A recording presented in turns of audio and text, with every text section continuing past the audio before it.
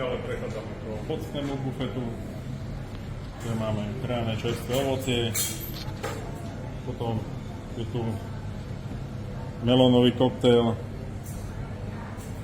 s metou, limetkami. Ďalej je to krány melón, nesmie chýbať. Prechádzame na sladký bufet, kde naše cukrárky starostlivo vyberali koláčiky pri čínskej kuchyni alebo pri azijskej kuchyni celkovo musia byť pestrofarebné, chutné, ale sú to aj naše koláčiky a takisto naša fantastická tiramisa, ktorú si ľudia pýtajú každý večer, tak ju dávame každý večer. Takisto medové premeše v iných variáciách, v inom dizajne, alebo nejaké poháriky s granátovým jablkom, citrónovou penou. Na spodku jahodové žele. Máme vynikajúce veci. Skvelé.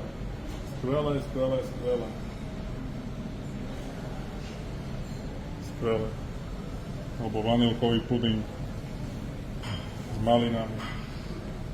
Ale takisto rôzne cheesecakey, rôzne druhy koláčov od našich vynikajúcich cukrárov. Ďalej prechádzame k ďalšiemu ovocnému bufetu, kde nám dominuje čerstvé ovocie, cukrovied, jahody, kyselý, rôzne vytáhania. Takisto sú tu rôzne poháriky,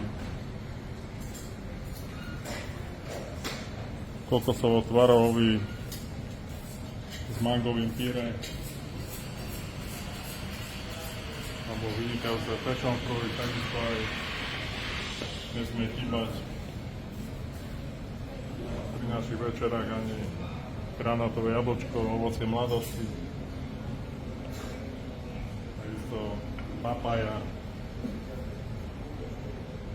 banány, kiwi, takisto nesmie chýbať, príbezle, všetko vo veľkých množstvách. Takisto nesmie chýbať vynikajúca čokoláda, biela mliečna, k tomu krájane ovocie.